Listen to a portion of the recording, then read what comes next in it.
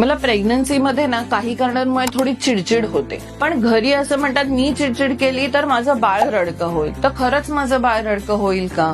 तर नाही. प्रेग्नन्सीमध्ये होणाऱ्या हॉर्मोनल चेंजेसमुळे काही वेळेला मानसिकतेमध्ये पेशंटच्या बदल होत असतो. त्यामुळे काही वेळेला चिडचिडेपणा येणं, नाराजी असणं हे खूप नॉर्मल आहे. त्यामुळे बाळामध्ये रडकेपणा किंवा चिडचिडेपणा येईल असं नाहीये. पण जर आई सतत चिडचिड करत राहिली तर प्रेग्नन्सीमध्ये कदाचित तिला डायबिटीस किंवा ब्लड प्रेशर किंवा दुसरे काही मानसिक आजार उद्भवू शकतात आणि डिलिव्हरी झाल्यानंतर कधी कधी ब्रेस्ट फिडिंगवरही या मानसिकतेचा परिणाम होऊ शकतो. जर आपल्या घरात गर्भधारणा झालेली बाई असेल आणि तिची चिडचिड होत असेल तर ती चिडचिड कमी होण्यासारखं एन्व्हायरमेंट ठेवणे, तिला मेडिटेशन करायला मदत करणे, हे सगळे उपाय आपण तिच्यासाठी करू शकतो. थँक्यू.